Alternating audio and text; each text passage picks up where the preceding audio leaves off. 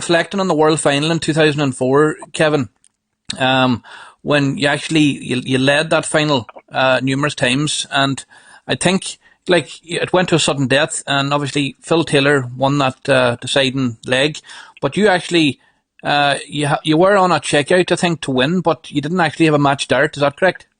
That's correct, yeah, Tony. Yeah, 2 or 3 times I left the double, and Phil went out, under pressure. There was nobody better than Phil. And, I think from one time I sat on 32 to win it, and Phil took 98 out in 2 darts. Wow.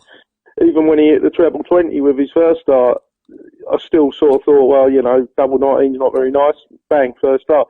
But that was what Phil done. And under pressure, he was very good. I mean, there wasn't at any stage of the final I was thinking, I was 4-1 up and 5-3 up, but I wasn't thinking, I've won this is done and dusted, because we all know what Phil's capable of. So it's just a shame I never got a shot at a double, because I think if I had, I'd have got it. And but there you go. It would have been worse if I did get a shot and missed it. That's right. And you're thinking what could have been, but I'd still obviously think about what could have been. Could have been a world champion, but if you don't get a shot, you don't get a shot. So that's right. Yeah, watching back, it's a huge credit to you, Kevin, in the sense, you pushed I think that a lot of people would say, without doubt, the greatest dart player of all time. You pushed him so far in that final, and the last leg, you actually watched it back there a couple of nights ago, and something, there was a number of darts you threw in that leg that weren't bad darts. They just weren't going into the treble.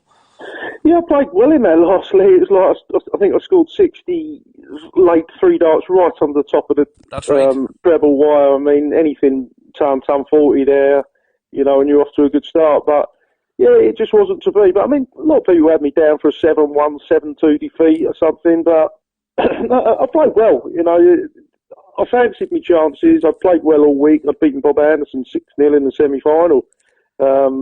People didn't remember that much. It was sort of brushed over a bit, but I was on good form all week, and I fancied it. Just at the end of the day, it wasn't to be, which was a bit of a shame. Yeah, definitely. So it's a shame, Kevin, and I think a lot of people personally would have said that you'd have been a deserving world champion, and it just shows you you were brushing shoulders with the best players, and you were on that stage, and you were there on merit in that final, and just so close. Yeah, as I say, on the day, just wasn't to be. Yeah. 3 3/4 hours we was up on stage, and it was a fantastic final. Yeah. That must be, and that I can just imagine in the Circus Tavern, Kevin, and that amongst that crowd and the heat and what have you, that must be very hard to maintain for 13 sets.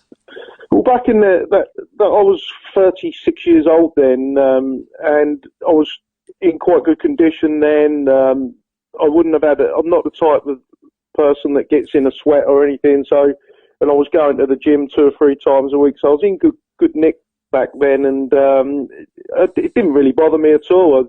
I wasn't hot.